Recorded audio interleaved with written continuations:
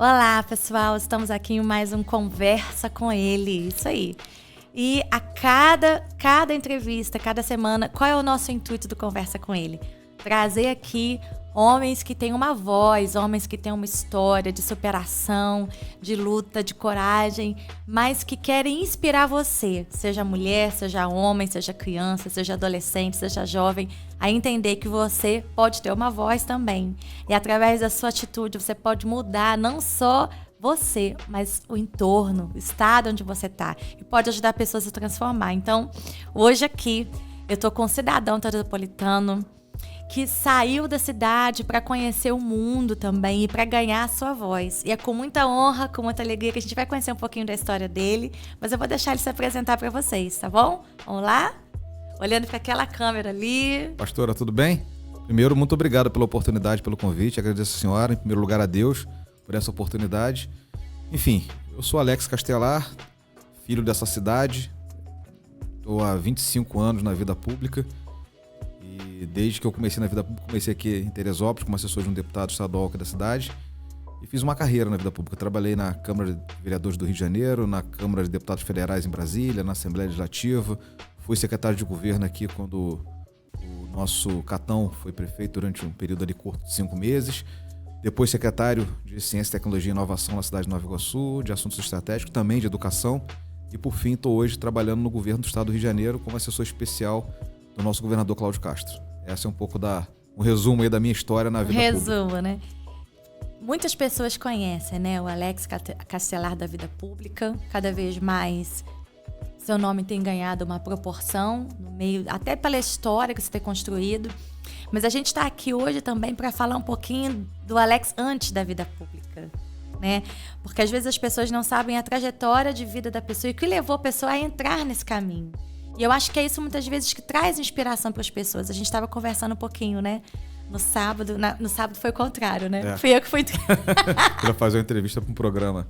História, Nossas Histórias. Dessa ideia que foi muito legal, que você está fazendo aqui na cidade, sobre os bairros. Eu mesmo, assim, vocês trouxeram informações para mim que eu fiquei assim, uau, que legal isso, né? Isso é legal, porque o conhecimento, ele gera, né, na gente essa autoridade. Mas eu quero que as pessoas hoje conheçam um pouquinho do Alex. Quem é o Alex, né? Qual foi a história de vida do Alex, a história da infância do Alex? Você veio de um bairro.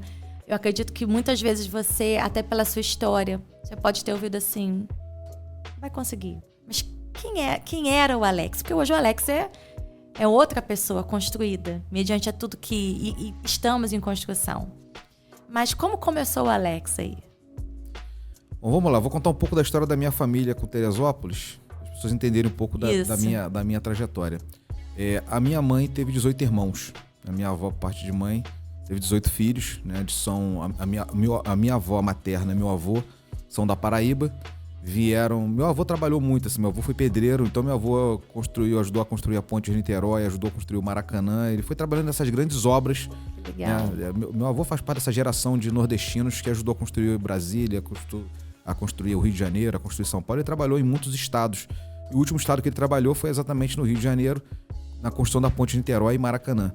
E aí a nossa família, né, a minha família, a minha mãe vai morar no Rio, em Caxias. O meu pai, já ao contrário, vem do Espírito Santo. Meu pai é capixaba. A minha avó tinha se separado do meu avô. E vem morar no Rio de Janeiro com 6 filhos, solteira. E vai também morar em Caxias, né? E o meu pai e minha mãe vão se conhecer nesse período lá na cidade de Caxias. E a minha tia mais velha vai casar com meu tio Rui, que ainda está aqui em Teresópolis, mora no bairro dos Feus. E o meu tio vem trabalhar na Sudantex. Ele vai trabalhar, da nossa família, era na época a pessoa assim, com mais nível de escolaridade, era o camarada mais preparado, a palavra moderna hoje. E aí ele casa com a minha tia mais velha, irmã da minha mãe, e a minha tia vai criar todas as irmãs, vai trazer todo mundo para Teresópolis e vai casar todo mundo aqui. Então quase toda a minha família, todos os irmãos que a minha mãe teve, eu tenho uma tia hoje que está em São João del Rei, da parte do meu pai tem uma tia que está em Caxias, e todos os outros irmãos do meu pai e da minha mãe estão em Teresópolis. Então a minha família aqui é gigantesca. Eu tenho parente que eu não sei nem onde que... De vez em quando eu encontro com primo, porque é filho de primo já, né? Os primos de primeira geração eu conheço bem. Mas o de segunda, de terceira geração já tem gente que às vezes eu encontro na rua, sou seu primo, sou sua prima. Então essa é a história da minha família. E eu venho para Teresópolis, na verdade eu não nasci aqui, eu chego aqui com 8 meses de idade. Meus 2 irmãos mais novos do que eu nasceram aqui. Mas eu, na verdade, assim, a primeira cidade que eu conheço, a primeira história que eu conheço é Teresópolis, porque eu só vou sair de Teresópolis aos 9 para 10 anos de idade. Até os 10 anos de idade, os 9 para 10 anos de idade, Teresópolis 100%. Eu estudei no Colégio Euclides da Cunha, primeira e segunda série. E a gente como família pobre, né? Meu pai foi assim, trabalhou de mecânico, trabalhou de pedreiro, eletricista, açougueiro, né? Aqui eu lembro bem, na época de açougueiro, ele trabalhava onde hoje é o shopping Teresópolis, ali era um supermercado, tinha um açougue, meu pai trabalhou ali durante muito tempo. E chegou um momento da nossa vida que a situação complicou muito financeiramente. O primeiro bairro que a gente morou aqui em Teresópolis foi no bairro dos Feus, exatamente porque minha tia morava lá, a família dela toda ainda mora lá, minha tia já faleceu, meu tio ainda tá lá, alguns primos estão lá também. E a gente foi morar lá. Aí depois a gente começou, minha família começou, né, meu pai teve um emprego, minha mãe também arrumou um emprego, e aí a gente acabou mudando de lá, e a gente morou um tempo no bairro de Santa Cecília, que antigamente era conhecido como Lama Fria, agora é Santa Cecília. E a gente foi rodando, trabalhando de caseiro, meu pai trabalhou de zelador de prédio, caseiro, até a gente parar na Beira-Linha. E aí a Beira-Linha é o bairro que eu mais tempo fico na minha vida. Fico bastante tempo na Beira-Linha. Bom, e aí quando eu tinha 9 para 10 anos, a situação lá em casa apertou muito. Meu pai desempregado, minha mãe que sustentava a casa, minha mãe faz blusa, essa blusa que a senhora tá aí, minha mãe sabe fazer, eu sei fazer inclusive, eu trabalhei muito com a minha mãe fazendo blusa de tricô, blusa na máquina, e aí minha mãe sustentava a casa fazendo blusa de tricô. Foi quando foi fundada a Feira do Alto, a gente ia pra Feira do Alto, quando não existia a Feira do Alto, na verdade era a Pracinha do Alto, que tinha 3 ou 4 pessoas que ficavam lá. Eu lembro que tinha um senhor que fazia uns desenhos no couro, uns mapas no couro, tinha uma pessoa que vendia comida e minha mãe e mais 2 pessoas que vendiam blusa de tricô. A gente botava lá um varalzinho, num fusquinha, e ficava lá vendendo roupa, e tinha os cavalinhos também na Praça do Alto, a charrete. Basicamente a Praça do Alto no final de semana era isso. E aí a coisa foi começando a pegar, foi chegando mais gente. Eu lembro até hoje, quando minha mãe fez prova no Teatro Higino, houve uma prova para a fundação da feira. E aí, eu não me engano, não tinha mais de 15 pessoas ali que fundaram aquela feira. Um dos meus tios também participou, vendia porcelanato, fazia coisa de porcelana. Enfim, porcelanato, tô falando não piso, porcelana, xícara, essas coisas assim, né? Utensílios de porcelana.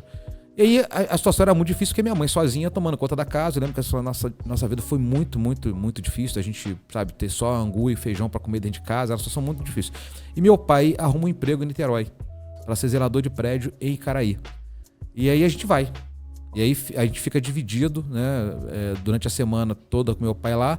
E final de semana a gente voltava pra cá com a minha mãe pra ficar na feira com ela, ajudando ela. Trabalhava na feira com a minha mãe lá, carregando bolsa pra ela, montando barraca, essas coisas todas. Na nossa época não tinha montador de barraca, isso foi uma coisa que foi acontecer depois. Então a gente era carregar aquela barraca nas costas da Beira-Linha até a Feira do Alto todo final de semana.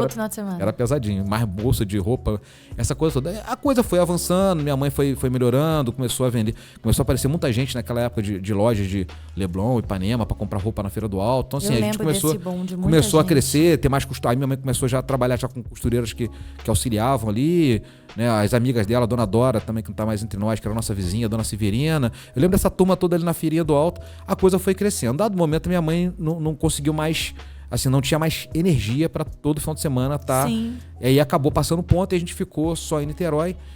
Mas sempre final de semana a gente estava aqui, porque a minha avó ficou morando na casa, que a gente morava na Beira-Linha. E a gente, todo final de semana, estava aqui. Então ficamos nesse período aí dos 10 até os 13 para 14. Quando eu tinha 13 para 14 anos, a minha mãe, hoje a gente sabe que é depressão, mas na época a gente não sabia o que era. Minha mãe um dia apareceu dizendo que estava muito mal, muito doente, e que não conseguia mais sair da cama. E a gente ficou durante mais de um ano levando a minha mãe para todos os hospitais, médicos, consulta. O meu pai começou também... Hoje eu percebo que foi uma depressão, ele também começou a ficar abalado, desgostoso. A coisa foi piorando, assim, eu sempre, até ali eu tive uma família, ainda que pobre, mas uma família organizada. Meu pai sempre foi um cara muito responsável, minha mãe também. Então a gente tinha uma vida regular, todo dia meu pai e minha mãe pegavam lá para ver se eu fazia o exercício de casa. Eu sempre fui um aluno dedicado, era bom aluno, sempre tive essa fama de ser bom aluno. E até então as coisas estavam indo. Eu fui em Niterói estudar num colégio chamado Externato São José, um colégio católico. Depois, na quinta, eu estudava até terceira e quarta série. Na quinta série eu passei para um outro colégio que é bem conhecido lá, que é o Joaquim Távora, que fica no Campo de São Bento, que é um lugar muito conhecido em Icaraí. Então até ali eu tive uma vida, assim, morei em Teresópolis como pobre, morei em Icaraí como filho de zelador, mas em cidades que tinham uma estrutura de classe média. Né? Teresópolis sempre teve um estúdio de classe média, então a gente é pobre aqui em Teresópolis, mas a gente brinca na Praça do Alto, a gente morava na beira-linha, tinha acesso aqui à várzea, tinha acesso, né, aos bens, esses bens melhores que a cidade tem, que estão aqui na nossa redondeza entre várzea e Alto. E lá não era diferente, eu jogava futebol no Caio Martins, eu estudava num colégio que era no Campo de São Bento, a Praia de Caraí era um quarteirão de onde eu morava, então eu tinha uma vida... eu ia dizer assim, bacana, apesar de ser filho de pobre, passar por discriminação, filho de zelador, quantas vezes, né, no prédio que eu morava, não podia entrar no elevador social, tinha que entrar pela garagem, você ia sentindo aquelas coisas, mas não era, era coisa que você ia sobrevivendo, você conseguia administrar isso. Mas quando esse período bate, né, da minha mãe entrar nesse período de tô doente, tá doente, a gente teve uma vida, a coisa começou a complicar bastante. Meu pai vai perder o emprego, aí ele vai, na época, ele começa a montar uma pequena... Não vou dizer nem que o nome é empreiteira, mas uma empresa para fazer obra, para fazer muita obra no prédio, que ele era zelador e era convidado o tempo todo para pintar um apartamento. Acontece, até hoje isso acontece. E aí ele começou a perceber que isso daí, e aí não só no nosso prédio, mas em outros prédios começavam a convidar ele para um monte de coisa, e ele ganhava um dinheirinho com isso. E aí arrumou um sócio na época lá, montou uma empresa e começou a fazer obra. Isso também começou a dar uma graninha para ele lá, ele começou a ter uma vida a gente começou a ter uma vida um pouco melhor. E nesse momento, quando meu pai perde o emprego, meu pai já estava começando, hoje a gente percebeu o que tinha acontecido, ele começou a entrar no alcoolismo, porque ele já começa a não ter regularidade no trabalho, ele já começa a chegar em casa muito tarde, ele já começa a dormir fora de casa. A coisa começou, da noite pro dia, ela foi, sabe, degringolando. E dado momento, meu pai perde o emprego, aí esse sócio dele convida para morar em São Gonçalo, e a gente passa um ano em São Gonçalo, num lugar chamado Jardim Catarina. Conheço. E aí eu vou dizer que a minha vida, ela muda radicalmente. Porque até então eu nunca tinha conhecido uma vala negra. Eu tinha conhecido pobreza em Teresópolis, que a gente foi pobre, mas não aos níveis do que eu tinha visto em Jardim Catarina. Eu fui morar num lugar que era extremamente violento, a gente não podia chegar em casa depois das 18 horas. Eu que morava a 15 minutos da escola, passei a morar a 2 horas da escola, então eu tinha que acordar às 4 horas da manhã para entrar no ônibus às 5, lotado, saltar no centro de Niterói e andar aquele centro inteiro, e depois chegar no colégio. E aí eu acho que é ali que vai nascer um pouco dessa questão política. Porque eu não entendi o que estava acontecendo. Aí meu pai passa já a ter mulher fora de casa, a coisa lá em casa começa, e eu vou virar o chefe da casa. Eu com 13 para 14 anos de idade, meus irmãos mais novos, vai ser eu que vou fazer comida, vai ser eu que vou lavar e passar, vai ser eu que vou ter que correr atrás e arrumar emprego. Então a situação começa a complicar muito. E eu fico do lado da minha mãe o tempo todo. Eu vou pra minha mãe para o hospital e a gente passa noites e noites. E eu Você assumiu mesmo o controle da casa? O tempo todo. E eu ia de madrugada pegar número para ela ser atendida em um hospital. Então a gente passou muita dificuldade, muita dificuldade. E para piorar, a situação entre meu pai e o sócio, né, piorou muito. E a gente acaba tendo que voltar para Teresópolis. E aí eu volto para Teresópolis com 15 anos de idade. Tinha tido uma cisão de 4 anos eu fora da cidade, assim, vim no final de semana, mas os meus amigos de escola já tinham, né, separado. E a gente volta a morar na Beira-Linha. Minha mãe não arruma vaga na escola para eu estudar, estava terminando a 8ª série. E eu vou estudar no Campos Sales, que é na Barra. Né? E nesta época não tinha passe livre na cidade, não tinha o direito de entrar pela porta da frente do ônibus. E eu vou passar durante um ano, todo dia a pé, 7 km, indo e voltando todo dia. Vou trabalhar numa malharia, porque eu já sabia fazer roupa de tricô, e uma amiga da minha mãe da antiga me dá um emprego. E eu vou realmente, de novo, voltar a sustentar a casa e vou passar por esse problema. Então, eu dos 14 até mais ou menos 17 anos, foi essa a minha trajetória de vida, de muita dificuldade, de passar fome. Quando a gente volta para Teresópolis, efetivamente teve dia de a gente passar fome, de ter que tomar água com açúcar dentro de casa porque eu não tinha o que comer. E a escola passa a ter uma importância na minha vida fundamental, porque era na escola que eu tinha o que comer. Então, assim, ir para a escola já não era mais só estudar, ir para a escola também era uma possibilidade de comer. Muitas vezes, né, pela primeira vez que eu tô falando isso na minha vida, tá?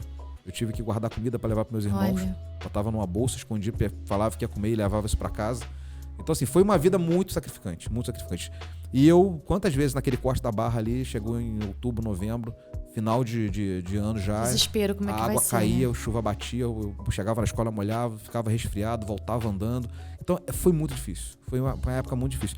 E eu tinha uma revolta muito grande. Eu olhava assim e falava, pô, por que Deus fez isso comigo? Por que eu nasci assim? Porque eu vi outras pessoas bem e eu não estava bem e as coisas acontecendo. Eu lembro até hoje, um dia, uma professora de religião da escola, a professora Norma, ela foi até vice-candidata a prefeita na última eleição. Agora ela nem lembra de mim. Ela foi com o Leandro Neves, que foi candidato a prefeito, ela foi vice na chapa dele, eu lembro dela até hoje. E ela levou um padre para fazer lá na escola, e o padre falou que quem quisesse se confessar, podia ir lá se confessar. E pra mim não foi uma confissão, na verdade foi um Desabafo, desabafo. Eu lembro que eu chorei absurdamente, eu fiquei quase 1 hora conversando com o padre. E naquele dia eu falei com o padre, padre, a gente tem que mudar, não é possível que as pessoas possam passar fome, que a gente veja essa realidade. E aquela época também de Niterói, de Jardim Catarina, eu lembro quando eu chegava de manhã, que o ônibus entrava na praia de Caraí, que eu via aquela baía de Guanabara, eu olhava aquilo e falava assim, nossa, existe um paraíso, uma felicidade que é para poucos. Que a maior parte da população... Uma discrepância muito grande. E eu já muito criança, eu olhava para aquilo na época, o governador Brizola era muito criança, tinha 13 anos de idade, não tinha noção de política, de coisa nenhuma. E eu falava assim, eu tinha que encontrar o governador e falar com ele que as pessoas estão passando fome, que o ônibus não vem. Eu tinha essa coisa na cabeça, eu falei assim, eu acho que o governador não sabe o que está acontecendo. Eu tenho que encontrar com ele, falar com ele. Eu tinha essa coisa, como é que é? Eu nem pensava em política, nada disso. E tinha como sonho pessoal ser jogador de futebol. Desde criança eu queria ser jogador de futebol. Então quando eu volto para Teresópolis, todas essas dificuldades, também percebi que meu sonho de jogador de futebol tinha ficado para trás. Porque já não era possível, a gente não tinha time profissional aqui. Eu até joguei um campeonato municipal, no Infanto Juvenil. A gente foi vice-campeão na época. Uma história também, outra história, essa é uma outra história. Mas as coisas eram muito difíceis. E aí quando termino a 8ª série, eu faço concurso para o Edmundo Bittencourt, Colégio Estadual Edmundo Bittencourt, muito conhecido como Colégio Estadual. Sou o 7º colocado, foi a maior nota da história do colégio que eu estudava naquela época. Foi uma festa que eu tinha passado muito bem. Eu lembro até hoje, meu pai tinha arrumado, ele conhecia a diretora, e a diretora falou que ia arrumar uma vaga pra mim. Eu falei, não vou, eu quero vaga não, eu quero passar no concurso. Meu pai falou, não, você sempre acha que é melhor, que não sei o quê. Eu falei, não, eu vou passar no concurso. Eu fui lá e passei no concurso e comecei a estudar naquele colégio, que é um colégio gigantesco, é uma outra perspectiva. E eu jogava futebol. E quando eu volto para Teresópolis, eu me deparo com uma cidade melhor do que a cidade que eu tinha saído. Porque o colégio de Fátima era um casebre e quando eu volto era um outro colégio. A beira-linha não tinha asfalto, não tinha e eu chego lá, a beira-linha asfaltada, já com paralelo, ônibus passando. A Casa de Cultura era um lixão. Eu passava por ali direto para ir para o Cruz da Cunha. Ele era um caminho, a gente pegava morango, tinha mato que crescia morango e era meio que jogava lixo. A gente passava sempre por ali. Aí eu colhia, muitas vezes recava florzinha para levar para a professora, para entregar a professora na primeira série. E quando eu volto, eu dou de cara com a Casa de Cultura. A Granja Comari, que eu conheci quando eu era criança, foi lá uma vez uma festa de Papai Noel, eu volto lá, tem a Granja Comari com a sede da Seleção Brasileira. A Feira do Alto, que eu saio daqui, não tinha mais de, 30, 40 expositores. Quando eu volto, a Feira do Alto era a maior feira de artesanato do estado. Então eu tomei um baque muito grande. Falei assim, a cidade que eu tô encontrando hoje é uma cidade muito mais bonita e muito melhor do que a cidade quando eu saí, há 4 anos atrás. Mas era aquela crise da década de 90, com o Collor presidente, todo mundo quebrado, a situação econômica terrível, meu pai de novo aqui desempregado, é a história que eu já venho contando, e assim a gente vai levando. E aí eu no colégio, né, aí passo pro 2º ano, o primeiro ano foi um ano difícil, mas consegui passar de ano no primeiro ano e vou pro 2º ano do ensino médio. E no 2º ano, um dia, a gente indo pro colégio, tinha um amigo chamado André, que era lá da Beiralinha, jogava futebol comigo, ele fala assim, tem um pessoal na escola que faz história em quadrinhos e quer te convidar para fazer parte do Grêmio do colégio. A gente pode ir falando aqui ou tem intervalo? Pode, não, claro, é livre. E aí eles me chamam para fazer parte do Grêmio. Aí eu fui fazer teatro na Casa de Cultura, porque a Casa de Cultura era perto da minha casa. Na verdade eu fui para a Casa de Cultura assim, eu passei lá de noite com meu pai, olhei aquele negócio lindo, né? Eu vi aquilo tudo iluminado, falei, nossa, que lugar bonito. E fiquei com aquilo na cabeça. E no outro dia eu falei assim, eu vou lá saber o que tem lá. Aí cheguei lá, eu queria na verdade fazer aula de inglês. Aí não, aula de inglês não tem. Aí eu falei assim... O que tem? Não, foi isso. Eu fui perguntar quem que tem aula de piano? Piano. Sempre gostei de piano, mas não toco nada, mas sempre tive o sonho de um dia aprender a tocar piano. Eu falei, não, piano não tem. Aula de não sei o que já tá lotado. Eu falei, o que tem aula de quê então? Tem aula de teatro. Tem aula de teatro. Eu falei, eu vou me inscrever no teatro, que eu sempre fui muito tímido, né? Quando criança me encostar na parede nas festas, de tão tímido que eu era. E fui fazer teatro. E aí comecei a fazer teatro, comecei a gostar de fazer teatro. Professora Edna Corradini, que todo mundo conhece Teresópolis, como a nossa Emília, Tereza Cristina, né? E aí começo a fazer teatro, vou conhecer muitos amigos de classe média, foi uma coisa para mim importante, porque tinha muitas pessoas de classe média fazendo teatro, então aquilo começou a me dar uma entrosada, porque a nossa cidade de Teresópolis ela é meio fechada. Para quem não é do dia a dia da cidade, ela às vezes é meio panela, né? Você tem que fazer parte de ter umas panelas. E o teatro era uma forma que eu tinha de quebrar aquela coisa de um garoto de uma favela, de uma comunidade que tinha acesso à classe média. Aquilo me deu cultura, porque eu fui ler Shakespeare, eu fui ler Machado de Assis, eu fui ter acesso a culturas que eu talvez não teria acesso na escola regular, né? E aquilo me deu a minha cabeça abriu muito em relação àquilo. E aí quando a gente vai tentar montar o Grêmio da escola, você vê como é que é a história, né? O Brizola foi governador quando eu era criança, depois deixou de ser governador na época quando tinha reeleição e se candidata a presidente da República, perde a eleição, não vai para o segundo turno. O segundo turno naquela época foi 89. Quem vai ao segundo turno é o Collor e o Lula, e o Collor ganha a eleição, essa história todo mundo conhece, e o Brizola, que achou que ia ser presidente da República, não vira. Mas vai voltar a ser governador do estado, e aí já o Brizola governador do estado, eu no ensino médio. E eu, que de criança tinha uma admiração pelo Brizola enorme, vou começar a me decepcionar radicalmente com o Brizola, por achar que a escola não tinha merenda, que a escola tinha greve, que a escola tinha um monte de problema e que eu olhava aquilo não era compatível com aquela figura política que eu tinha do Brizola quando criança, que meu pai gostava do Brizola, aquela coisa toda, então tinha aquilo na cabeça que o Brizola era o grande salvador, aquela coisa da educação. Então existia uma contradição na minha cabeça muito forte naquele momento. E o Brizola vai tirar a diretora da escola. Aquela época tinha uma intervenção política muito forte do partido do Brizola aqui na cidade, e essa diretora não era do partido dele e ela tinha sido eleita. E ela vai ser arrancada da direção da escola. E isso cria uma revolta na escola gigante. Os alunos gostavam muito da diretora. E a gente se revolta. E aí a gente vai fechar a rua, a gente vai fazer passeata. E nesse momento o diretor que entra novo lá fala assim, não, a gente tem... O Grêmio não estava formado ainda, então tem que formar um Grêmio. Tem que ter um Grêmio pro colégio, aquela coisa toda. E já estava entrando as férias de julho, ele dá uma empurradinha na gente, entra as férias de julho, todo mundo se desmobiliza. Aquela ideia de fazer o Grêmio, aqueles alunos revoltosos meio que se desmobiliza. E eu tinha uma outra professora de teatro que tinha me dado uma bolsa para eu estudar lá na ProArte. Era um curso particular, mas eu ganhei uma bolsa dela. E ela falou, vai ter um festival de teatro em Cabo Frio. E eu tinha 16 anos de idade, tive que pedir autorização para minha mãe para ir, coisa e tal, e fui. A Cabo Frio com a cara e com a coragem, com dinheiro da ida, não tinha nem dinheiro da volta, ela falou que na volta eu voltava com ela. E eu passei durante 15 dias nas férias de julho, vendo teatro de manhã, de tarde e de noite. Todo dia era ensaio, debate, teatro. Aí a minha cabeça, que já estava se abrindo pro teatro, ela deu uma volta, um 360. Então quando eu voltei extremamente animado. E fui encontrar meus amigos, todo mundo desanimado. Já, não, não é do Grêmio, vamos deixar pra lá. Falei, não, vamos fazer o Grêmio. A gente vai montar um festival de teatro, vamos fazer um festival, uma Olimpíada na escola. Ele tava todo com a ideia, essa coisa na cabeça. E aí a gente procura o diretor. O diretor, não, queria montar a chapa pro Grêmio. Aí o diretor fala assim, tudo bem, mas quem vai ser o presidente? E aí, hoje, ele é pastor aqui também de Teresópolis, pastor Márcio, que era o grande líder, que ele fazia história em quadrinhos, era o nosso líder. Ele era o camarada que de manhã era mais inteligente de todos nós, era o mais articulado. E a gente fala assim, não, vai ser o Márcio. Aí o Márcio falou assim, não, eu não quero ser candidato a presidente, não. E aí rodou. Eu lembro que na época tinham 12 pessoas, a nossa chapa foram 12 pessoas, rodou e eu fui o último a falar. E quando chegou em mim, eu falei, olha, se ninguém tiver nada contra, eu tô me colocando à disposição. Eu queria que fosse feito o Grêmio, tava vendo que ninguém queria, e eu na verdade, eu senti que o pessoal era meio falsa modéstia, todo mundo meio com vergonha de querer assumir. Mas você assumiu. Foi a primeira vez na vida, porque eu sempre fui o terceiro, sempre fui o quarto, eu nunca fui o preferido, eu fiz teatro, eu era assim, desconsiderado, fui só muito tempo, 2 anos depois que alguém foi me dar algum papel de alguma relevância no teatro. Quando eu jogava futebol, eu era o reserva do reserva. Então assim, eu demorei, tudo na minha vida era demorado, tudo, nada eu chegava, eu era o melhor, nada. E nesse dia eu falei, não, eu tô me colocando à disposição. Enfim, a gente fez essa chapa, tinha uma outra turma lá que era ligada, o pessoal do PT que montou uma chapa também perdeu pra gente, e a gente ganha a eleição com 89% dos votos no colégio, e no dia da posse, o Ronaldo Fialho, que é uma pessoa famosa aqui na cidade, é um cantor famoso, a esposa dele fazia teatro, ele já me conhecia da época do teatro, e aí ele vai tocar, a banda dele vai ser convidada para tocar na posse do Grêmio, e ele me convida na hora, eu não tava esperando, por isso eu queria convidar aqui o Alex Castelar para poder falar aqui na posse do Grêmio, e a parte da escola lotada com mais de 1000 alunos, e eu falo, e naquele dia nasce a política.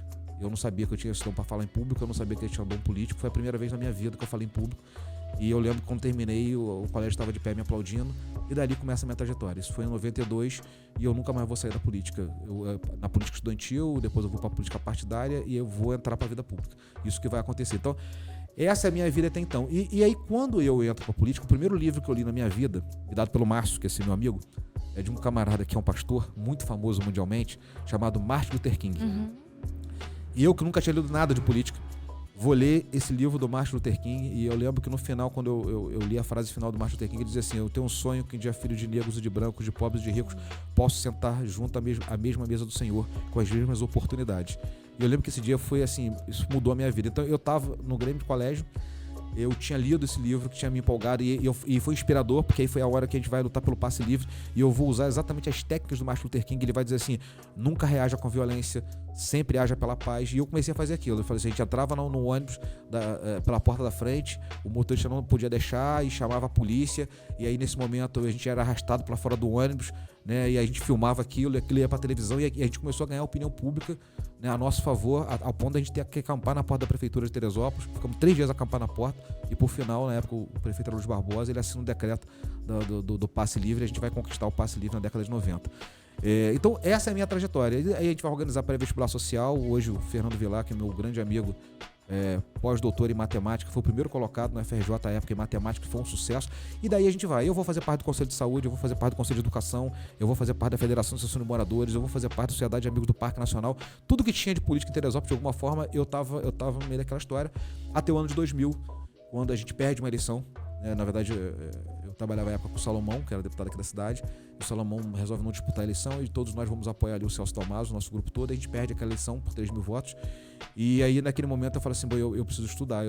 Todos os meus amigos estão na universidade, eu não estou. Já tinha passado a minha idade escolar, já tinha sido muito avançado. E o Salomão vai me conseguir um trabalho na Assembleia Legislativa para trabalhar na exposição permanente. Eu vou criar e coordenar a exposição permanente na Assembleia Legislativa e vou trabalhar no Rio. E aí, no Rio também eu vou ganhar notoriedade. Eu acabo indo estudar na Universidade Estácio de Sá, viro presidente do DCE, da maior universidade da América Latina, e vou ganhar uma trajetória pública no Rio de Janeiro. E aí, obviamente, que essas coisas todas vão chamar a atenção. Eu vou ser convidado depois para trabalhar no governo do estado, coordenando um programa de juventude. Do governo do estado eu vou conhecer o Moreira Franco, que também tinha sido governador do estado, porque eu como, né, a figura de Teresópolis, tinha medo de morar no Rio. Então, quando eu vou fazer a faculdade, muito estigma. Eu vou morar em Niterói. Eu vou assim, Niterói eu conheço, eu sei que Niterói é igual Teresópolis. Niterói é uma cidade mais tranquila. E eu vou voltar para morar em Niterói. E nesse momento eu vou conhecer lá o Moreira Franco, que me convida para coordenar o programa de juventude na eleição dele para prefeito. Acaba que ele não ganha aquela eleição, mas era deputado federal durante 2 anos e me convida para ser chefe de gabinete dele. Eu vou virar, na verdade eu passei assessor e depois eu vou me tornar chefe de gabinete. E eu vou ficar 2 anos com ele, né, como governador de estado. Daí eu vou fazer uma trajetória política. Quando termina esse período, eu monto uma empresa na área de eventos, que dura pouco tempo, 1 ano mais ou menos, e eu sou convidado pela Clarissa, que era filha do 2 ex-governadores, né, do Garotinho e da Rosinha. Ela tinha sido minha amiga em época de juventude, a gente militou muito no movimento estudantil na UNE, União Nacional de Estudantes, União Estadual dos Estudantes, e ela me convida a ser coordenador da campanha dela no Rio de Janeiro. Eu, que não conhecia nada de Rio de Janeiro, vou pegar aquele desafio, e a gente vai ganhar a eleição. Ela vai virar vereadora com 42 mil votos na cidade do Rio de Janeiro, e eu vou ser chefe de gabinete dela como vereadora. 2 anos depois ela disputa a eleição para deputado estadual, eu também já coordenador da campanha dela. Ela vai fazer 118 mil votos, eu vou coordenar a campanha dela e do Garotinho para federal. O Garotinho vai fazer 700 mil votos, e aí eu obviamente ganho uma projeção gigante, porque eu estava trabalhando já numa outra proporção de política. E em 2014 eu resolvo pela primeira vez na vida me lançar na vida pública, né, ser candidato. E aí as coisas não funcionaram como eu achei que podia ter funcionado. Eu faço quase 7 mil votos. É um pouco no meu retorno com a cidade de Teresópolis, que eu vou fazer, né, a maior votação. Eu faço 5 mil votos no Rio de Janeiro, mas espalhadamente eu fiz 1.000 votos em Santa Cruz, eu fiz 1.000 votos na Pavuna, naquela região toda ali. Eu vou fazer 1.200 votos em Teresópolis. E as pessoas me dizem, você tá vendo, a sua cidade, mesmo depois você tá um pouco fora dela, ela te reconhece ainda como aquela figura que teve lá atrás na luta pelos estudantes. E aí, enfim, termina tudo isso, eu saio do grupo deles, né, do grupo político deles, e vou trabalhar com o Rodrigo Maia, que vai 2 anos depois, 1 ano e meio depois, se tornar também presidente da Câmara de Deputados. E aí eu também vou ganhar uma notoriedade muito grande. O Rodrigo passa a ter uma importância política no Brasil enorme, é filho de um ex-prefeito da cidade do Rio de Janeiro, César Maia, que todo mundo conhece, uma figura muito famosa. E quando termina esse período, eu fico um pouquinho aqui em Teresópolis como secretário de governo, como eu disse inicialmente, e depois eu sou convidado para Nova Iguaçu. O Rodrigo, na verdade, me indica o prefeito de Nova Iguaçu, porque a prefeitura estava com dificuldade, ele tinha ganho aquela eleição, e eu vou ser secretário de Assuntos Estratégicos. Eu vou fazer a relação de captação de recursos entre a cidade de Nova Iguaçu e Brasília. E a gente vai bater todos os recordes de arrecadação extra-orçamentário do Rio de Janeiro. A gente passa a cidade do Rio de Janeiro, passa a cidade de Niterói, e eu começo a ganhar notoriedade nesse campo, que era um campo até muito técnico. E depois disso eu monto a Secretaria de Ciência e Tecnologia, eu vou montar um projeto chamado Casa e Inovação, que hoje está lá na Beira-Linha. Esse projeto vai ganhar o prêmio Prefeito Empreendedor do Sebrae, e eu vou ganhar o prêmio nacional, o prêmio estadual. Eu vou para o Vale do Silício e vou conhecer aquelas universidades todas de Harvard, Stanford, enfim, todas aquelas grandes instituições, né, a Google, a Apple. Vou dar palestra em algumas dessas instituições, como um projeto que nasce, né, de uma cidade da Baixada Fluminense. Isso me dá de novo uma nova notoriedade. E aí o prefeito, já na sua reeleição, com 80% de aprovação, já no final desse período ele me convida para assumir também a Secretaria de Educação. Então eu vou assumir interinamente a Secretaria de Educação. E ali foi quando eu sendo da Secretaria de Educação, entre todos os cargos que eu ocupei, obviamente que esse tinha uma coisa muito diferente, porque eu tinha sido aluno da escola pública a vida inteira. Eu começo no Euclides da Cunha, na primeira série, e começo com 9 anos de idade na escola, porque minha mãe como era caseira, não tinha condições de tomar conta da casa de caseiro e me levar à escola, só consegue me colocar na escola com 9 anos. Então eu chego na escola, no Euclides da Cunha, com 9 anos sem saber ler e escrever. Eu fui alfabetizado com a turma que já estava alfabetizada, que eu não tinha passado pro jardim de infância. Professora Sandra, devo muito a ela até hoje, digo isso. Como a vida é, né? Quer dizer, uma professora que era jovem, na época devia ter no máximo 18, 20 anos de idade, não lembro a idade dela exatamente, mas era muito nova. E vai pegar um garoto e vai alfabetizar e eu vou passar meu ensino fundamental tudo sem nunca ter ido à recuperação. Então assim, eu sempre fui bom aluno, sempre estava entre os bons alunos da turma. Eu tinha muito interesse em estudar, sempre gostei muito de estudar.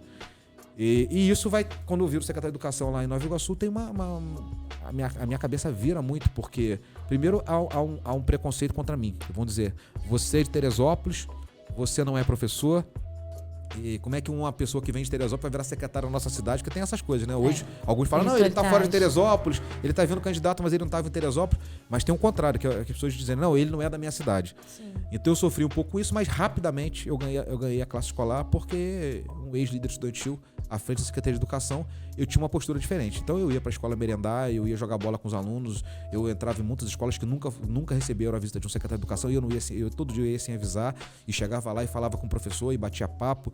Na primeira semana o sindicato estava na minha porta lá, já acampado na minha porta. Falei, eu já fiz isso na prefeitura de Teresópolis, eu sei como é que funciona, vamos tomar bolo, vamos tomar café, vamos tomar Coca-Cola, senta aqui, quais são as reivindicações. E eu fui ganhando, né, a classe escolar. E assim, a Secretaria de Educação de Nova Iguaçu, ela tem 72 mil alunos, ela tem 5.500 professores e tinha um orçamento à época maior que a Prefeitura de Teresópolis. A Prefeitura de Teresópolis tinha um orçamento de 450 milhões, essa secretaria tinha um orçamento de 650 milhões. E eu sabia que, ainda que interinamente, eu fiquei durante 6 meses, eu sabia que era um período interino, eu tinha um desafio muito grande que eu não podia falhar. Eu falei, bom, eu sou um aluno da escola pública e eu lembro que o primeiro questionamento que eu tive foi na posse das diretoras, exatamente por não ser professor e estar assumindo a secretaria. E eu disse a elas, vocês acreditam na coisa pública de verdade? Vocês acreditam na educação pública? Então eu sou fruto do trabalho de vocês, porque eu sou aluno da escola pública a vida inteira. Eu falei, eu acho que poucos alunos que saíram de uma escola pública, da primeira série ao terceiro ano, lá que se formaram na escola pública, estão sentados no cargo de um secretário de Educação de uma cidade de quase 1 milhão de habitantes, a 27ª cidade populacional do Brasil. E aquilo foi uma coisa que comoveu muitas diretoras, aquilo mexeu com a cabeça delas. E eu lembro depois, no final dessa posse, eu perguntei para uma professora que eu conhecia, eu falei, o que as professoras acharam?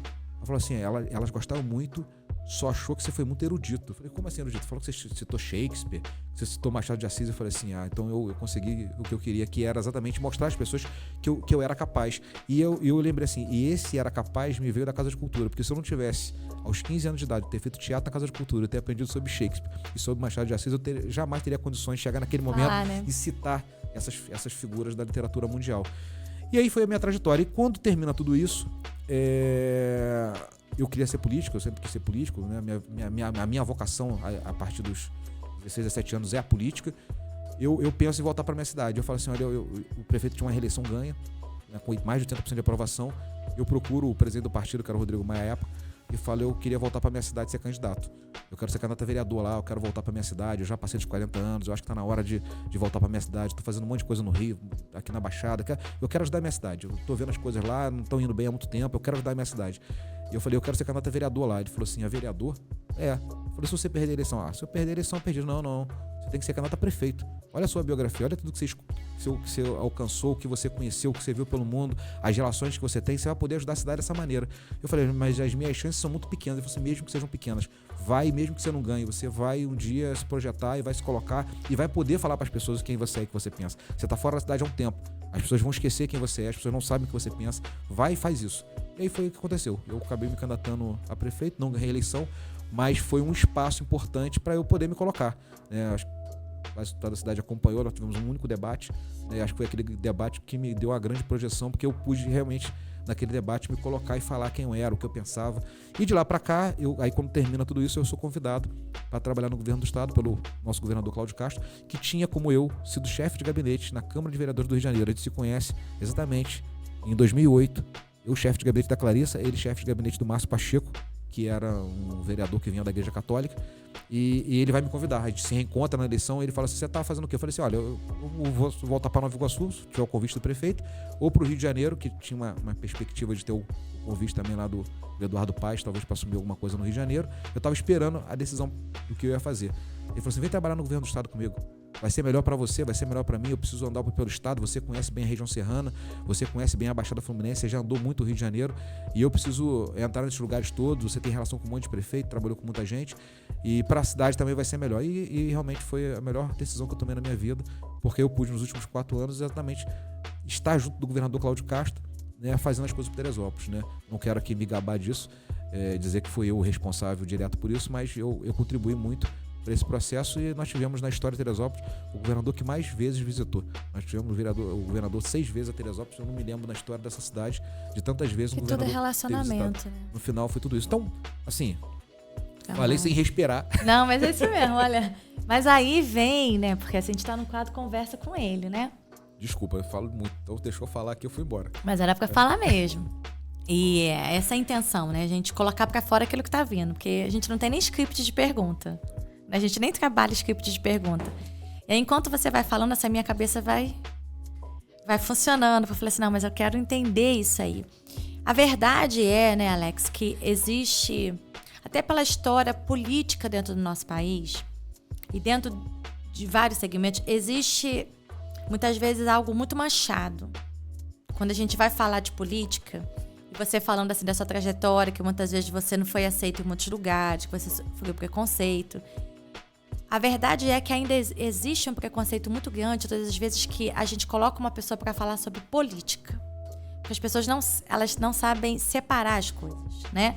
E a gente que estuda a Bíblia, e eu creio na história da nação, eu creio em tudo que foi formado, e a gente vê a política acontecendo em todas as grandes guerras, até históricas que a gente tem, quando eu vou para a parte bíblica, o contexto bíblico, todas elas tiveram um fundo político. A gente vê, né, quando Moisés, o povo lá está cativo, né, no Egito, e Moisés precisa sair, precisa pedir Faraó para liberar. Existe um contexto político do porquê Faraó não queria liberar o povo que estava lá, porque politicamente era o povo que trabalhava e construía o Egito. Então, depois a gente vai passar para Josué, quando Josué vai lá conquistar a terra, ele precisa derrubar Jericó, todo um contexto político. A gente vai para Davi, enfim, todos os personagens bíblicos, todos os líderes bíblicos, eles tiveram dentro das suas guerras, e até os profetas que foram levantados na época de Juízes, todos eles têm um contexto político muito grande.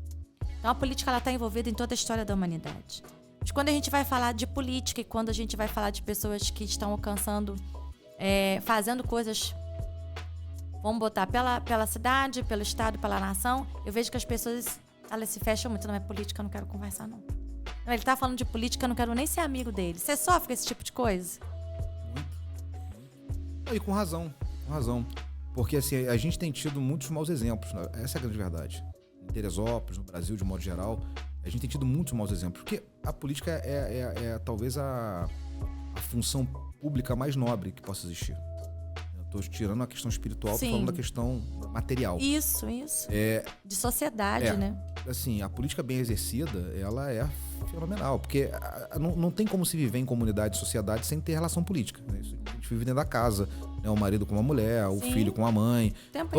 Toda hora você tem que tomar uma decisão, e essa decisão te afeta de alguma forma, ela é uma relação política. Né? O tom de voz que você fala com as pessoas. Sim. Às vezes a maneira... Eu ganhei muito mais coisa na minha vida sendo educado com as pessoas do que efetivamente pelo meu currículo. Todas as pessoas, como é que foi? A preparo, fala, ser preparado é importante na hora que você senta e precisa executar.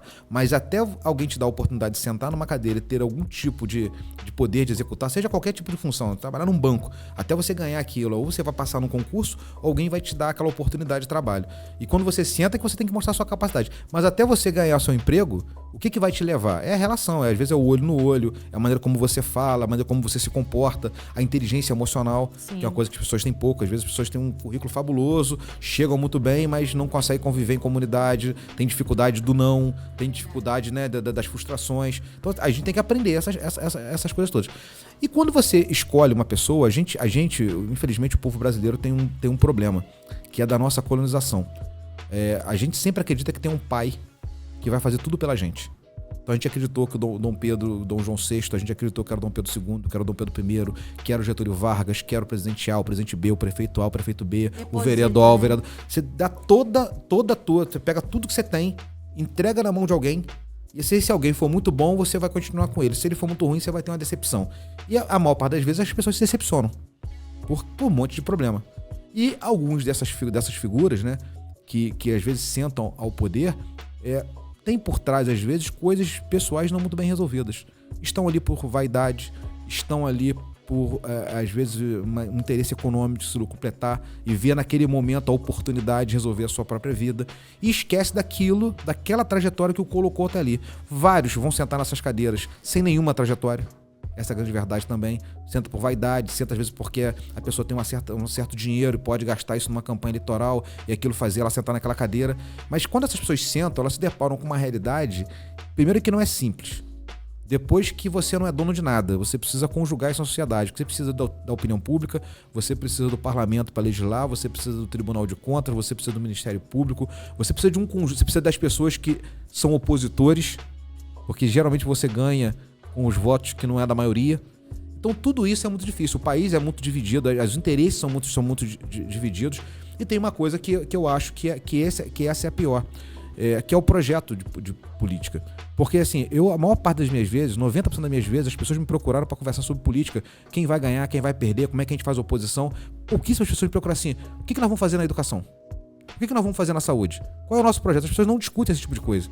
Elas sabem que o problema existe, elas vão dizer sempre para ganhar a eleição, vão acusar alguém que não fez isso, que não fez aquilo, mas elas próprias não têm projeto para coisa nenhuma. Elas sentam lá e na hora que elas sentam, que elas acham que vão resolver. E já senta pensando como é que vai derrotar o próximo adversário, como é que vai fazer o próximo aliado, como é que meu filho vira isso, vira aquilo, porque agora eu tô no poder, eu quero estabelecer uma dinastia. E o projeto realmente de sociedade, ele vai se esgaçando. Então é óbvio que nesse processo, e Teresópolis teve em 10 anos 7 prefeitos, as pessoas vão ter uma descrença na política gigantesca. Porque toda a realidade que eu tracei aqui não é a minha realidade, é a realidade da maior parte da população brasileira. Sim. Que tem dificuldade de emprego, que tem dificuldade de hospital, que tem dificuldade de comer. Então, assim, você vive toda essa realidade e vai ver um camarada andando num carro bacana, com um emprego bom, e a sua vida não resolve, e você vai achar que a política é bacana, as pessoas vão achar que não, que a política realmente é um problema. E a gente, nos últimos tempos, inclusive, esticou essa corda, né? O lado A ou o lado B. Se você pensa de uma maneira, você é uma coisa, se você pensa de outra, é outra. Faltou um pouco, às vezes, de equilíbrio nesse jogo. Mas eu vejo o seguinte, eu acho que não há saída. Eu acho que a política é o instrumento que nós temos. Se a democracia é ruim, eu não conheço nenhum instrumento melhor que a democracia até hoje. É difícil, não é fácil, mas eu acho que faltam pessoas que realmente tenham trajetória. Eu fico vendo, por exemplo, eu não me lembro de ter ido a um hospital e ter sido atendido por um médico negro, por exemplo. Eu não me lembro. Eu sei que existem, até teve um agora no Big Brother, mas eu, pessoalmente, nunca fui a um hospital e fui atendido por um médico negro. Aí esse discurso de mimimi, de racismo, eu não tô falando isso, não. Tô dizendo o seguinte, o que tá ali? Tá ali é o seguinte, 99% das pessoas que fazem medicina são pessoas que têm dinheiro. Com raras exceções, alguém que tem uma capacidade intelectual muito grande, que vai conseguir passar num vestibular, que é muito difícil. E se passar, a medicina é um curso integral, então você imagina, você é filho de uma pessoa pobre, passou no curso de medicina, você não pode trabalhar. Então as dificuldades são enormes para se formar em medicina. E o que vai acontecer?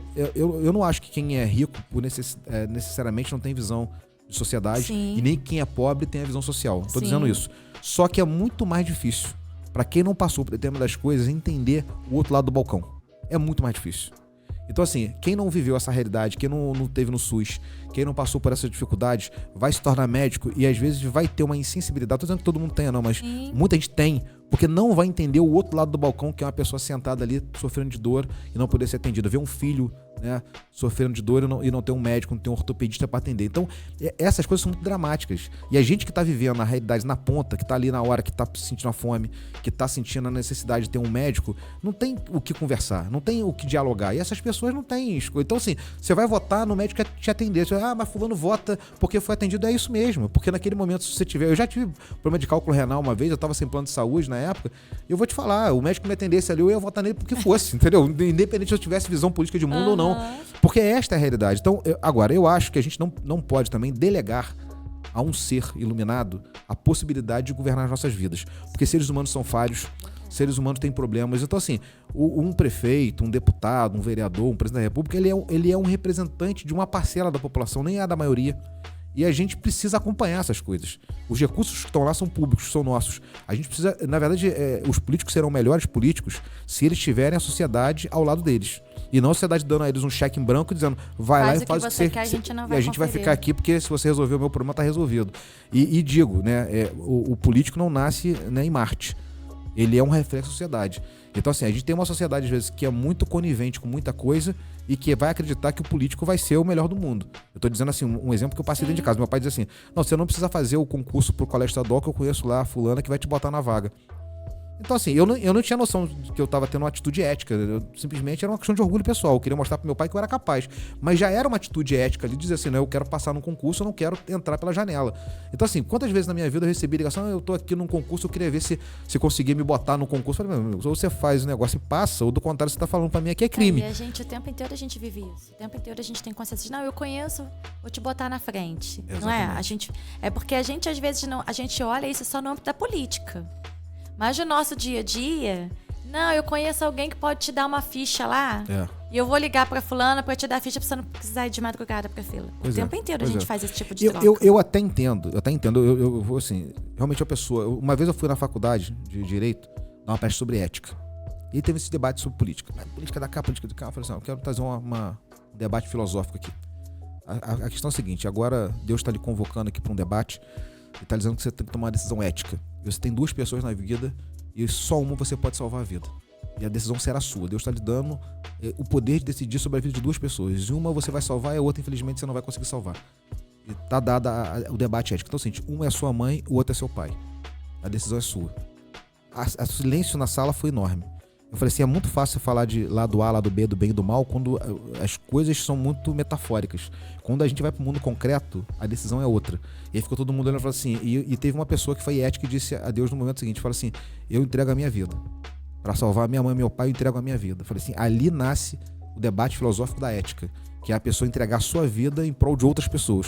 Eu falei, e esse é o debate de quem está à frente, né, de uma igreja, por exemplo, levando a questão espiritual. Esse é o debate de quem realmente lidera uma população, seja sendo político ou não. A senhora citou aqui vários líderes religiosos, todos eles tiveram essa atitude, doaram a sua própria vida em prol da sua sociedade, da sua comunidade. E por isso são reconhecidos historicamente, espiritualmente, pela eternidade. Por isso, a gente via um esportista como Ayrton Senna, por exemplo, por que as pessoas eram tão fãs do Ayrton Senna? Porque ele estava ali, e você via que ele louvava a Deus, ele pegava a bandeira do Brasil, ele tinha uma espiritualidade com aquela relação. Não era só um cara que estava ganhando um campeonato para ser rico, como a gente vê um monte de jogador de futebol que quer comprar casa bacana e andar de jet ski. Não. Ele tinha um propósito. Ele tinha um propósito. Tanto que a gente vai descobrir que o Ayrton Senna fazia tantas coisas fantásticas depois que ele morre. Que ninguém sabia, ele não ficava por aí dizendo que tinha associação disso, associação daquilo. Né? Mas a população entendia nele como um herói. Por quê? Porque era um cara que estava disposto a entrar naquele carro e dar a vida para ganhar aquele negócio, porque ele estava levando a autoestima do povo brasileiro, que passava fome, que tinha todas as dificuldades. Então, você domingo olhava de manhã e falava, esse camarada ali, esse cara tá levando... Né? Me inspira.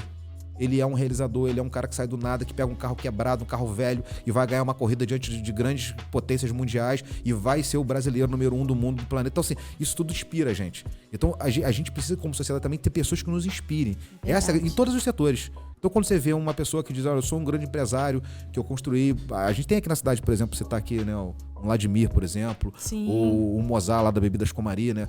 Famílias que saem do nada, a gente viu, nós conhecemos eles de muitos anos, sabe, pessoas saindo do nada, viu? O Vladimir sabe, literalmente como Steve Jobs, numa garagem lá, na casa dele lá, construindo, e depois você olha para aquela empresa. Então, essas coisas nos inspiram, por quê? Porque tem muita gente boa, muita gente querendo oportunidade, muita criança com talento, mas que precisa o quê? De oportunidade. Então, assim, eu até diria isso, assim, a gente não precisa, da mesma maneira que a gente não precisa de alguém que vai chegar como o nosso salvador, né, na política, que esse papel cabe a Deus, não cabe a um político.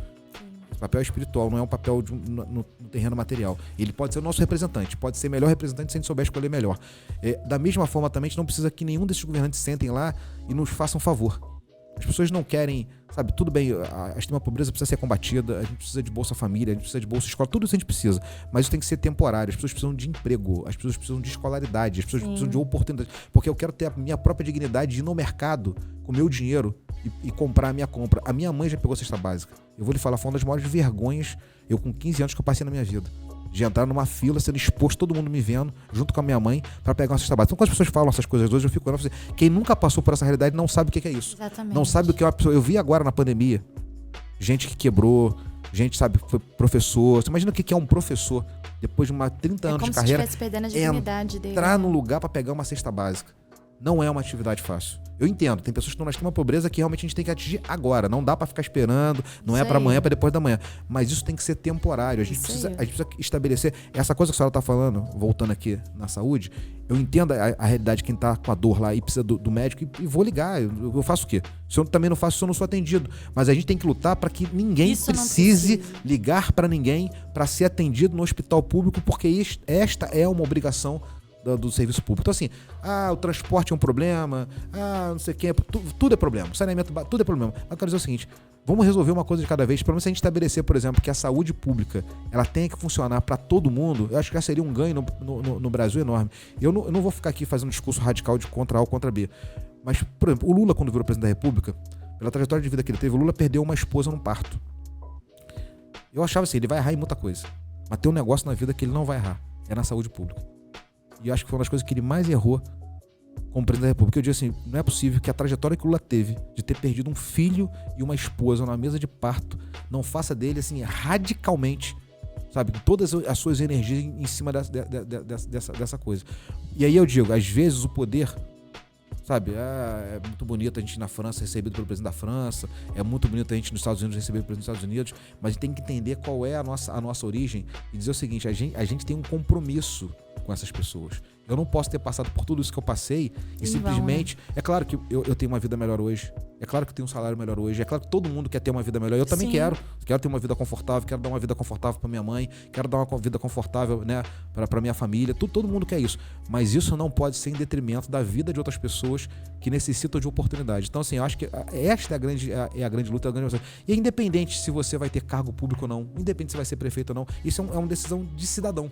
Eu vejo a senhora lá, o trabalho que a senhora faz na igreja, não tem nenhuma pretensão política, não tem nada, e tá fazendo. E muitas coisas que ninguém sabe. Tá lá, só a sua comunidade, a senhora sabe o que tá fazendo. Mas pode ter certeza que estas oportunidades que estão sendo criadas lá são atitudes, claro, proféticas, são atitudes, né, que estão na nossa questão como alma, como uma questão maior, mas são atitudes políticas. Também, com certeza. Também são atitudes políticas, são atitudes que vão levar pessoas a refletir, a mulheres a se encorajar, a pessoas a liderar, a pessoas a progredir. Então é um pouco do que eu penso, né? Falando um pouco aí do... E eu acho que é muito essa questão, né? Igual você falou. A gente precisa mesmo ter esses movimentos sociais para ajudar e socorrer pessoas que estão ali no momento da crise, mas isso tem que ser um paliativo, uma ajuda de socorro, um SOS. Acho que o maior benefício que a gente traz para alguém é dar ferramentas a essa pessoa para ela sair daquele estado. Ela não precisa ficar a vida inteira dependendo de uma Bolsa Família, dependendo de uma cesta básica, dependendo de um DAS. Não, porque quando eu entro dentro daquela casa e eu começo a levar dignidade para eles, em conhecimento, dignidades em estratégias para poder se estudar, se formar, eu começo a transformar a sociedade. E às vezes a gente confunde muito com socialismo. Né? A gente confunde, a gente tem que visar a ajuda emergencial que a pessoa precisa, sim. Porque acontece na vida de todo mundo. Claro. Né? A gente teve aí a tragédia. Quantas pessoas perderam casa, perderam tudo. Como que aí não entra o poder público para ajudar a famílias a se reconstruir? Quantas pessoas ficaram sem casa, perderam tudo. Mas aquilo ali tem que ser algo que vai servir para a pessoa recomeçar. Vai se estruturar. Eu acho que é a grande chave quando a gente fala assim... em política, numa forma assim, como poder público. Que é aquilo, a política está em tudo, né? Mas como poder público. E a gente entender, e eu vejo assim, existe uma disputa de ego muito grande em todos os segmentos. É porque na política isso fica muito, na política do poder público, isso fica muito latente. É porque a política é o teatro, né? Onde tudo é evidenciado, né? Tá tudo Exatamente. no palco, tá todo mundo vendo, né? Então isso é muito evidenciado. É muito evidenciado, mas a gente lida com isso em todas as esferas. Todas as esferas de reconhecimento, de exposição. Você é levado a ceder. Você é levado a negociar a princípio. E dentro do poder público isso acontece muito, né? Sim. Você é levado através o pessoal fala as alianças, né? As alianças que te levam lá naquilo ali. A você negociar a princípio, negociar o que você acredita. Eu acho muitas vezes que, como isso fica muito evidenciado para quem tá de fora, isso gera mesmo essa barreira de preconceito. E muitas pessoas não querem nem ouvir. Querem ouvir uma pessoa falando daquilo. Ela fala assim, não... Deixa só a hora que ele atingir um cargo melhor, ele vai pensar só em ganhar o dinheiro dele e ele vai esquecer. Muita gente faz isso. Sim. A maioria, inclusive. A maioria. São poucos que são diferentes. São muito poucos. Essa é a grande verdade. E você convive com isso tudo? Sim. O que você faz pra não se perder? Eu acho que primeiro é ter referência e ter causa. Né? Obviamente que eu sentado no cargo público, eu disse porque eu tenho certeza que muita coisa, a gente não tá, né, a gente não vai expor, mas muita proposta, muita coisa você já recebeu. Foi. Eu posso falar de maneira clara. O secretário de Educação fui convidado muitas vezes lá por empresários a oferecerem percentual sobre comprar isso, comprar aquilo. E primeiro acho que é uma questão de princípio mesmo. De dizer, depois de ser uma pessoa temente às leis e a Deus. As pessoas têm que ter medo da lei, tem que ter medo. Mesmo que mas eu não sei, Não, a primeira coisa, pensa na lei, meu amigo. Se você cometer um crime, você vai ser preso. Pensa nisso, pensa na sua exposição, na sua família, se isso vai valer a pena. Essa é a primeira questão. E antes de qualquer coisa, você tem que ter princípio, né? Eu sei que a gente fala essas coisas, as pessoas podem de fora falar, tá fazendo discurso, porque não é bem assim, não é bem assado, mas é uma questão de decisão. Escolhas de alianças, você às vezes ter que compor com pessoas que pensam diferente, isso é da vida. Né? Mas em cima de quê que nós estamos falando? Quando você tem um projeto, vamos supor aqui, vamos lá, um filme que muita gente viu do Abraham Lincoln, que foi presidente americano, né? Quando ele negocia lá com o parlamento de maneira não honesta, né, a libertação dos escravos americanos, não foi uma coisa bacana o que ele fez. Não foi uma coisa bacana, não foi uma coisa ética. Mas a história mostra o seguinte, ele tinha um propósito maior que a libertação dos escravos. Bom, eu não estou dizendo que foi certo o que ele fez, estou dizendo que ele tinha um propósito maior. Então, quando você tem um projeto maior, você negocia às vezes com pessoas que você não acredita tanto, que não são isso acho que é da vida. O ruim é quando você negocia com essas pessoas e o único propósito é o seu próprio interesse pessoal. É o cargo que eu vou ter futuramente, se eu vou sentar na cadeira, se eu vou ter isso, se eu vou ter aquilo, o tempo todo. Então, assim, isso é muito ruim, porque a população entende esse negócio.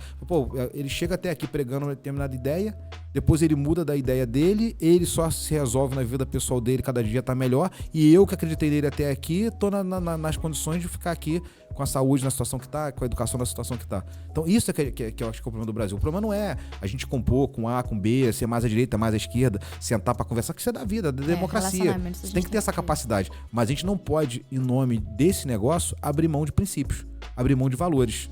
Então, essas são as questões. Por exemplo, a gente tem um debate que é muito caro aos cristãos, por exemplo, que é esse debate que foi feito nos últimos tempos, tentou se fazer nas escolas, sobre essa política, sobre essa ideia da sexualização das crianças, né? Isso foi um debate muito caro aos cristãos. E muita gente acredita que a gente é contra, porque as pessoas têm a sua liberdade. Ninguém é contra a liberdade individual de ninguém. A gente é contra que uma escola seja assumida por determinados grupos de pessoas que têm determinado tipo de cabeça e que acham que vão impor aquilo à sociedade de modo geral. E aí eu sempre digo o seguinte, a Constituição é clara quando diz que o Estado é laico, mas o Estado não é ateu. São coisas muito diferentes. Ser laico é ser tolerante a todas as religiões, a todas as crenças, a todas as raças, a todas as cores.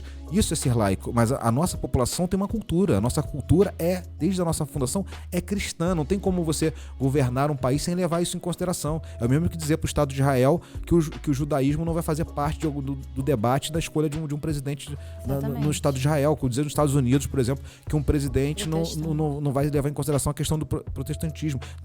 Os Estados Unidos teve, o Kennedy era um presidente católico. Sim. Mas ele era católico, extremamente devoto aos princípios protestantes, porque ele sabia que a maior parte da população dos Estados Unidos é protestante. Então, assim, não tem como você entrar no mundo muçulmano, por exemplo, e não levar a religião muçulmana em consideração e achar que você vai conseguir construir uma nação. Então, assim, é uma questão de respeito às culturas. E a religião é uma parte fundamental da nossa construção, da nossa cultura. Então, é o contrário. Eu acho que o poder público, na verdade, deveria fortalecer as instituições religiosas no Brasil. E não concorrer com elas, e não desmerecê-las, e não desqualificá-las, e não ter medo delas num debate político. Pelo contrário, porque assim, eu digo hoje, eu falei isso aqui num debate um tempo atrás com o pastor Bruno, eu disse a ele, vamos separar então religião de política. A partir de amanhã, todos os trabalhos sociais das igrejas vão parar, todos vão parar, e a igreja só vai pregar a palavra de Deus e vai fazer os governos, seja estadual, municipal, federal, vão a partir de amanhã tomar conta. Eu quero ver o que acontece numa cidade como a nossa. Sim. Nós vamos ter miséria. Verdade. Então, mas nesta hora a igreja serve. pro debate político. Mas na hora de sentar lá e debater como é que vai ser esse orçamento daquilo, não vamos misturar uma coisa com a outra. Por quê? Porque, na verdade, as pessoas querem sempre se aproveitar, muitas vezes, das relações que existem, sociais, que são confortáveis, e na hora do problema, discutir o problema, dizer quem que pode sentar à mesa para discutir o problema. E eu acho que e democracia tem que levar em consideração isso. Então, assim, eu acho um absurdo, por exemplo, quase todos os trabalhos que são feitos hoje no Brasil com relação a dependentes químicos, 90% deles estão ligados às igrejas. E aí, na hora que se produz uma política pública, a igreja não pode receber recurso para ajudar, porque não, a igreja não pode receber recurso. Isso é uma falácia, um negócio como esse. Entendeu? Acho que a gente deveria se pensar, porque esse medo de não vamos instrumentalizar a igreja, vamos instrumentalizar aqui. Como se você estivesse entregando um poder, né, para a igreja, e acho que o medo é que a igreja em si detenha, né, um poder muito maior do que a política acha que tem, né? A política pública do poder público. A história do poder sempre foi essa, né? A história do poder sempre foi essa. Sempre foi uma briga da igreja. Quando houve lá, estamos falando aqui de 1400, né, 1300 a 1400, a grande guerra entre cristãos e muçulmanos na Europa, e os templários vão estabelecer um exército para combater os muçulmanos e vão fazer com que o que a gente conhece hoje como sociedade ocidental se estabeleça como fé cristã. Eles tomam o poder de tal modo que a igreja vai colocá-los para fora, vão ser execrados e vão ter que montar uma sociedade anônima para poder sobreviver.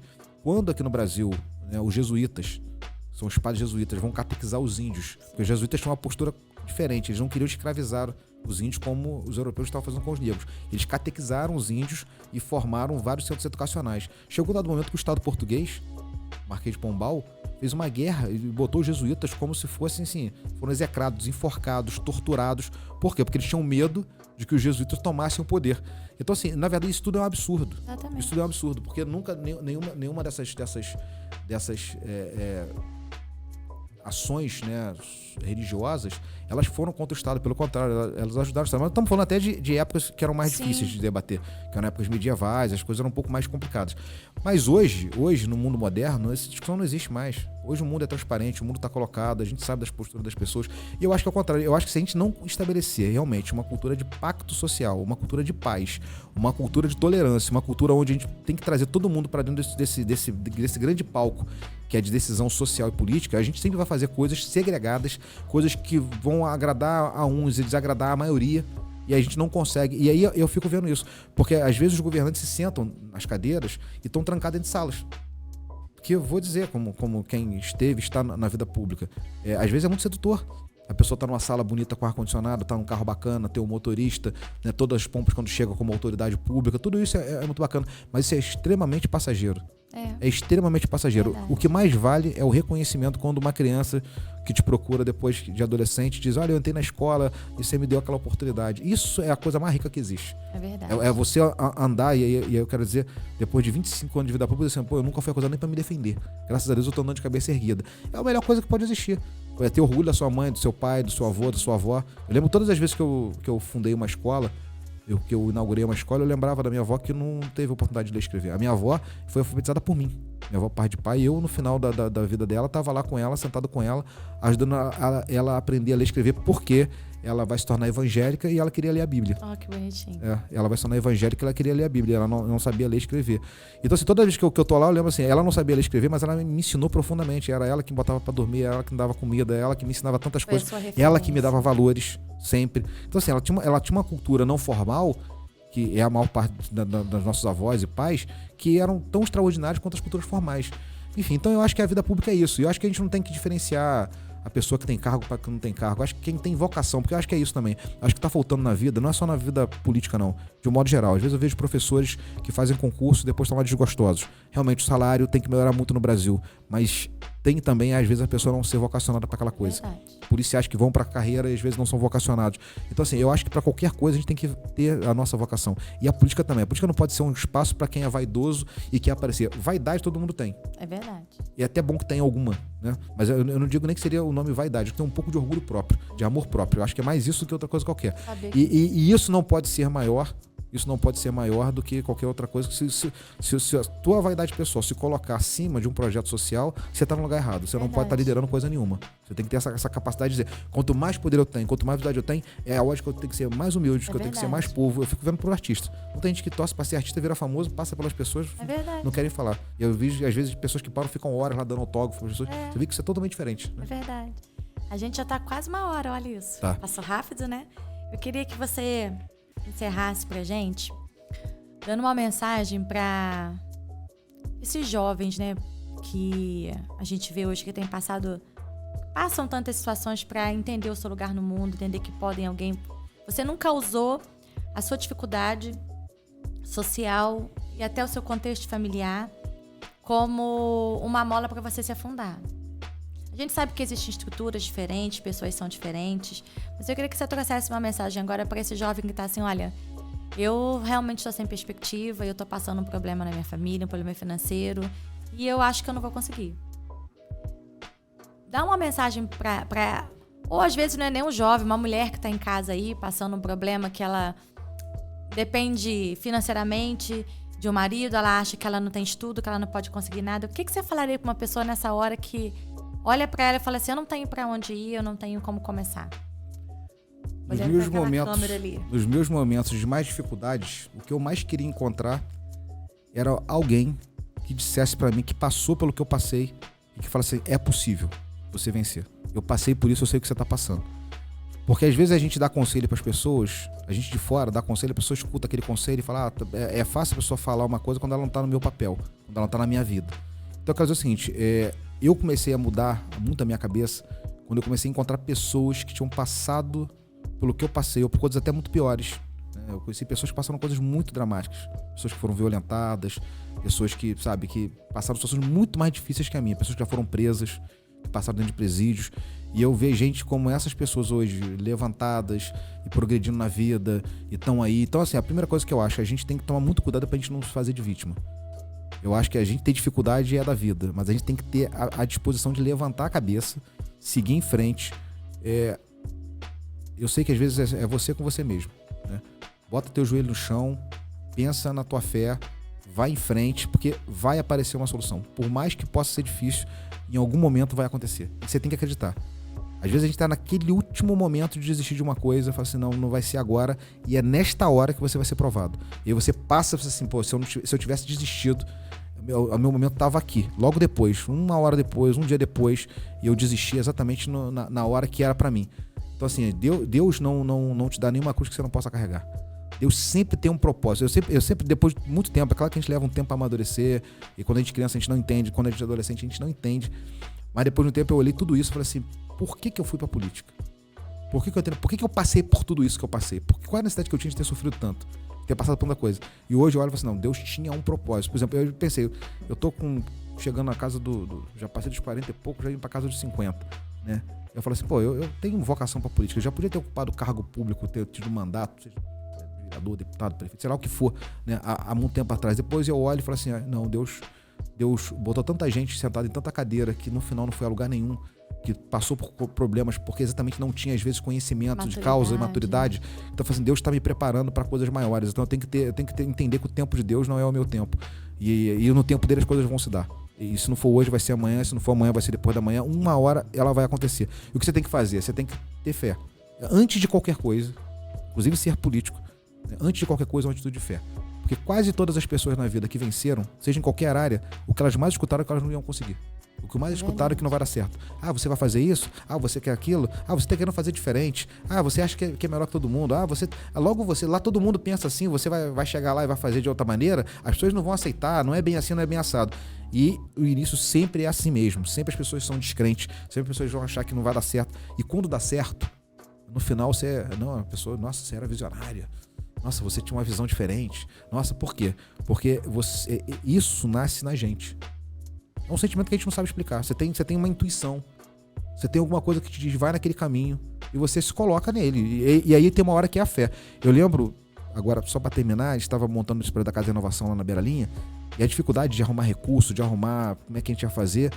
E aí a gente deu uma de maluco lá, alugou a loja e falou, vamos fazer a obra aqui. Eu tinha ido num culto. escutei o pastor falar assim, coloca o pé que Deus coloca a estrada. Eu falei esse dia pro Jorginho lá, que é meu irmão lá. Falei, Jorginho, coloca o pé que Deus vai colocar a estrada, vamos fazer. Ele falou, mas como é que a gente vai pagar isso, meu irmão? Não sei. Vambora, mete o couro e vambora, vamos fazer.